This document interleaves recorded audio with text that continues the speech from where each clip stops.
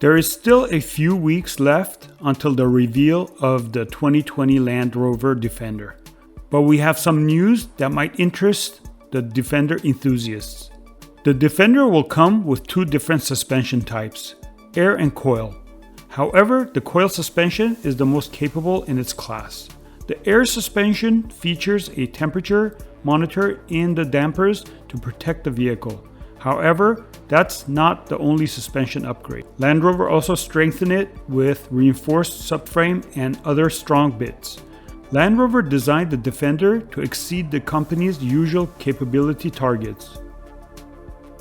Underpinning the new Defender is Land Rover's D7U aluminum monocoque architecture, the same platform for the Range Rover Sport, and Discovery. Right now, two different Defender flavors are launching, the 3-door 90 and the 5-door 110. The numbers no longer correspond to wheelbase length. There's also the possibility of a 130 model. 18-inch wheels are standard with sizes up to 22 inches available with all-terrain and mud-terrain tires, both available options. However, there are no 21-inch wheel options. Land Rover is doing a lot to reduce fears the new Defender won't live up to the nameplate's legendary history of off-road capability. Earlier this month, the automaker highlighted the Defender's rigorous testing by taking it to Dubai.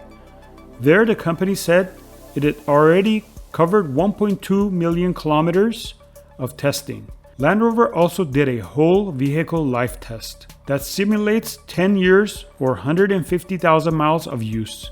It runs 24 hours a day for 8 weeks. The Defender name has a lot to live up to, and it sounds like Land Rover is planning for it to exceed expectations.